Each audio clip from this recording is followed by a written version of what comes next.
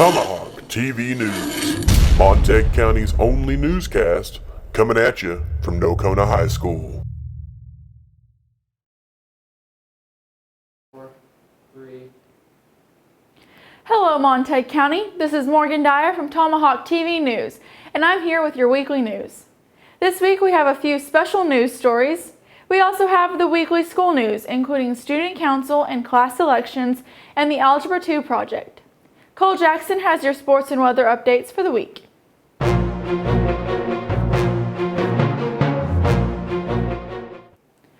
It's that time of year again. Student council and class elections are taking place. Ariana Garcia has more on this story and the people running. Hello, I'm Ariana Garcia with Tomahawk TV News. Today I'm going to interview Henley Davis, ask her a couple questions about student council. So what are you running for? I'm running for the secretary. Okay, so why did you decide to do that? Well, I've been a member for 2 years, and I thought a higher position would voice the opinions more. Okay, so what would you like to do to help out the students? Well, I want to voice the opinions that kids keep to themselves as if they don't matter when they really do. Oh, okay, and so what are some things that you would like to be different in the school? Promote more school spirit and involvement in extracurricular activities. Oh, well, thank you, Henley, and good luck to you. Hi, I'm here today with Gibby, who is going to run for vice president. Is that right? That's right. So what happened?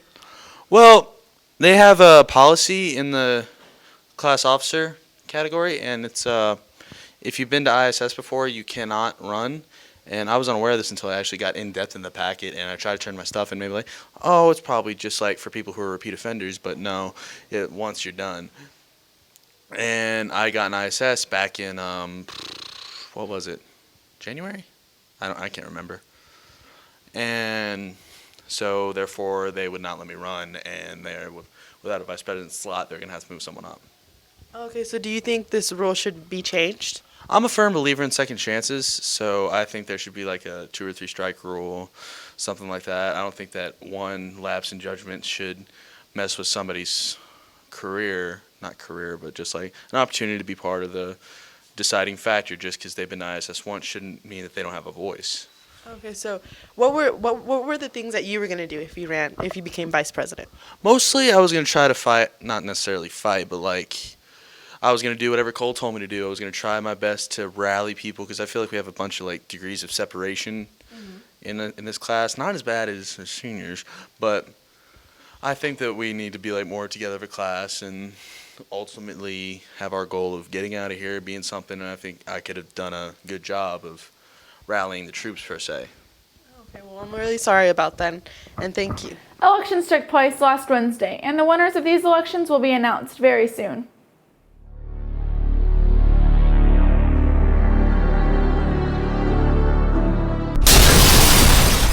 Hello, this is Morgan Dyer. I'm here with some seniors in the hallway, and we're just going to ask them a few questions about how they feel about their future. How do you feel about graduation? I'm really excited for the future. I'm excited to see what the future holds. I'm sad, but I'm excited for the future. I'm super excited to get out of here and go to college and just do what I can to change the future. What are your plans after graduation? Attend college, of course. I'm going to go to MSU. You can catch me running, I'm going to be training this summer. I'm going to run cross country and track there, and I want to major in, well, I'll probably be changing it up. I'm not really sure, but I want to do respiratory therapist, be a respiratory therapist, so we'll see there. I'll be attending University of North Texas and majoring in music. I'm going to attend MSU and major in health administration. I'm attending Blaine College to get my basics, and then transferring to Texas A&M University while I major in allied health. Okay, that's really cool. What's your favorite high school memory? Probably sports, being able to be with my friends. Going to state and one-act play last year. Snow days, early release, and lunch. Making it to state. That was awesome. It was really cool. Okay. Oh! And winning homecoming queen. That was pretty cool. What will you miss most about high school? Probably seeing my friends every day. My friends, except some of them are going to college with me, so it's okay. Seeing all my friends every day. Sports. sports are like amazing. So sports and friends, see my friends. Of course, I'm gonna go. Some of my friends are gonna go to college with me, so it's okay. It's all good.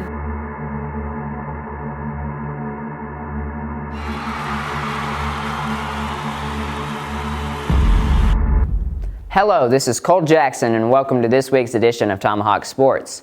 In this week's local sports news, last week Nocona held its annual sports banquet. The sports banquet is a time for all athletes to come together and celebrate their accomplishments. Many speeches and awards were given out. New change in leadership inside the Sports Booster Club were also announced, and everything went well and many things were auctioned off at good prices, which I'm sure the Booster Club appreciated very much.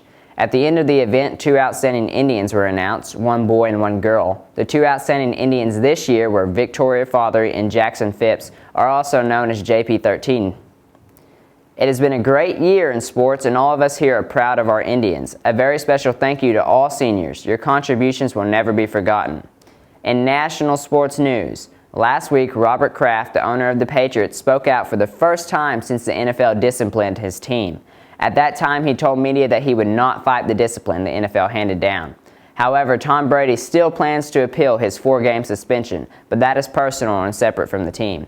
Kentucky Derby winner American Pharoah raced in the Preakness, the second race of the famed Triple Crown, and won. He will now try to complete the Triple Crown at the Belmont Stakes, which is the longest race of all 3 races. There has not been a Triple Crown winner since 1978, so American Pharoah has a tough task ahead of him.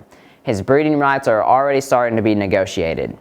The NBA also had its draft lottery last week, and the Minnesota Timberwolves won the #1 overall pick. The NBA and NHL playoffs are now in their semifinals or the Eastern and Western Conference Finals.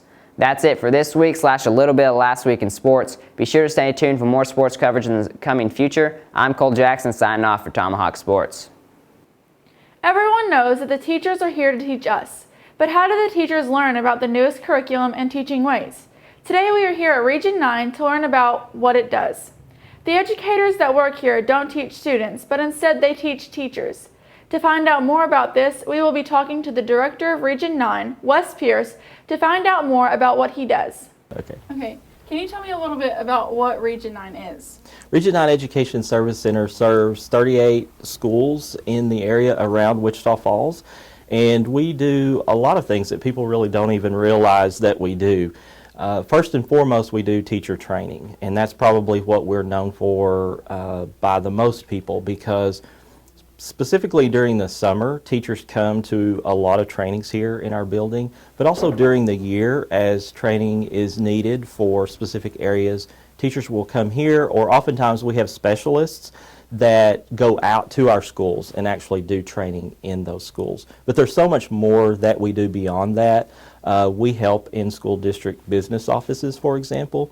For some of our small schools, people don't realize it, but we actually serve as their business managers. So we actually do all of their business office functions. We cut checks for the district actually and help them manage their funds. And so there are so many different things that we do that people aren't aware of, even such as our adult education program that we run here, so that if students that have a need, let's say that they've dropped out of school, but they want to go back and get their high school equivalency diploma, they can come here to get some training. So those are just a few of the many things that we do. As the Director of Region 9, what do you specifically do? There are so many things that go on in our business on the day-to-day, and as a director, what I tend to do is just oversee all of those different programs. We have a lot of different departments here. We have about 8 different areas that we have broken down, and they all are out in the schools doing different things. So for example, as I mentioned, the business managers group that goes out and helps with the business functions and trains PEMS personnel. And I know PEMS is kind of a weird word, but that's where all of the student data is managed through the computer system of every school. And so let's say that you were to leave Nocona and go to another school, all of the information about you is in that system, and so that same information would be transferred over to that new school. So we help with all of those different functions. So that director oversees all of that in that department, but then I help that director and I oversee all of those directors. And so if they have a problem in their area, they will come to me and say, okay, I need you to help me call this superintendent and let's work out a problem that we have. Or they may come and they say, do we have the funds to be able to bring in a speaker to help train teachers in a particular area? And so I help them, I help manage the funds here at the ESC, and then I also help manage the personnel that go out and do all of those things for the schools. So you said earlier that you help teach the teachers about new teaching ways. Why is that necessary? Teaching, education in general changes over time.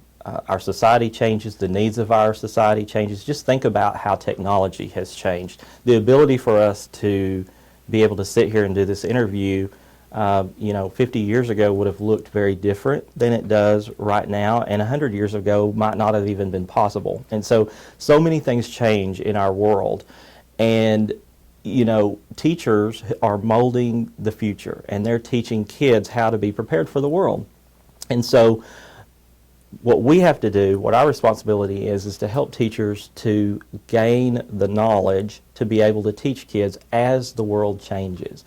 So teaching the same way that you did 30 years ago might not even prepare kids for the workforce that they would be entering into. So it's really important that we be able to help teachers to see what's new out there in the world, what new technology is available for them, new research that's out there that helps them to learn to be able to better teach kids for the future.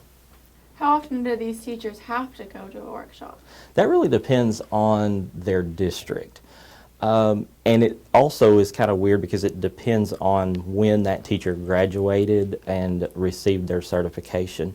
Teachers who've been in the business a long time have what's called a lifetime certificate, and they don't have requirements upon them outside of what their district requires of them. But teachers that are newer to the profession, that might have been in it, let's say, for 10 years, they have renewable certificates, and so they have to get a certain number of hours of training every 5 years to be able to keep their certificate. And so we help people to be able to remain certified when they come to our training, but also all teachers are required a lot of times by their districts to have, let's say they might have 2 days of training that they have to get. Sometimes you as students get days off. They're called in lieu of days on the calendar.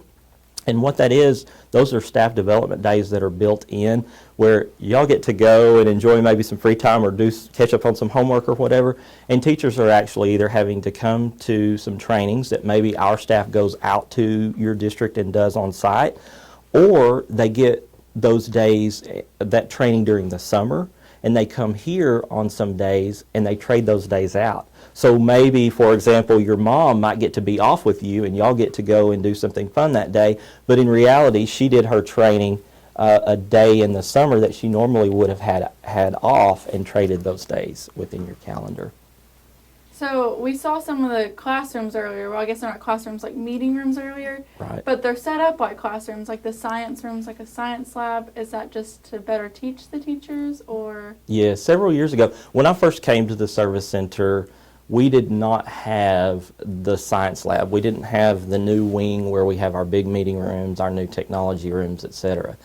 And at that time, we were trying to think of ways that we could help teachers better teach. And we said, wouldn't it be neat to be able to have a science lab where we would actually have the equipment here and teachers could come in just like they would be in their chemistry lab, for example, and do experiments in that lab just like they would do with their students, so that we wouldn't be sitting in a meeting room with chairs and tables and say, here's what you should do, but they never get to experience that. And so what we did is we built that lab so that teachers could come in, they could actually do the experiments, learn how to do them, and then go out to their schools and be able to know how to do that with students like yourself.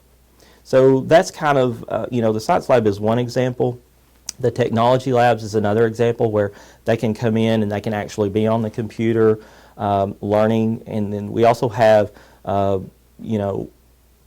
laptop labs that we can roll into some of those meeting rooms and pull those out on the tables nowadays, and be able to turn those meeting rooms kind of into learning labs as well. So it's kind of, we've tried to make our building more functional and kind of vary what we can do within those meeting rooms. But there are times that we just have speakers here that are delivering information that are at the podium talking, and it's more in just a lecture type situation as well.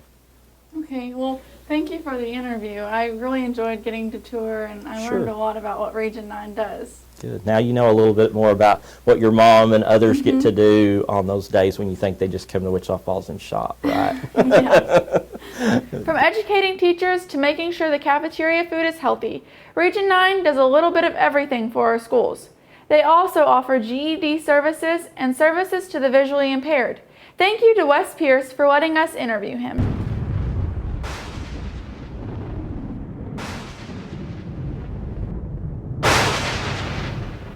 All right, hi, I'm Cole Jackson, filling in for William Yates with Tomahawk Weather. Right now I'm behind K. Yeager Coliseum in front of the Wichita River. It has been recently flooded by the recent storms, and behind me is used to be a walkway, but now the water has come up and taken some of the walkway. Over here on the shoreline, where there used to just be grass and where kids can play in, there's water come up here now. The flood level for Wichita River is 18 feet. Right now it's just about over 17. It is expected to get to 24 feet by the end of the weekend. And so most of where I'm standing right now will be overtaken by water as more flooding comes. The Algebra 2 classes are making bottle rockets. Jocelyn Wadlow is getting more about this story and what the project is about. Hello, this is Jocelyn Wadlow here reporting with Tomahawk TV News. I'm asking a couple of students about their bottle rockets. What is the math behind the bottle rockets? The math behind it is real-life application to right-angle trigonometry. What all materials did you need for the bottle rockets? Just a bottle, a little block of wood, and some paint. What inspired you to make yours the way you did? I used to watch Pokemon all the time when I was little. I thought I'd go back to my childhood. Can you tell us about the bottle rocket war? Give me this. Well, long story. We started making these rockets, rockets for Miss Snap's class, and mine's pretty good. I had to put it together. They're pretty cool, painted it. And some other people just didn't like it because I also used it last year. So they stole our rocket, and they hid it in Miss Crabtree's class, and then we ended up finding it. So we took their rocket, and their name is Kyle Santel, Christian Ibarra, Ryder Nobley, and Trace Howard. And we took their rocket and we put it in the ceiling, and then we got in trouble. So we had to take their rocket down and give it back to Miss Snap, and there was a broken wing on it, so now they think we broke their rocket, and we didn't break their rocket, I promise. And then that's what happened. Now they tried to break our rocket, so we're just going back and forth.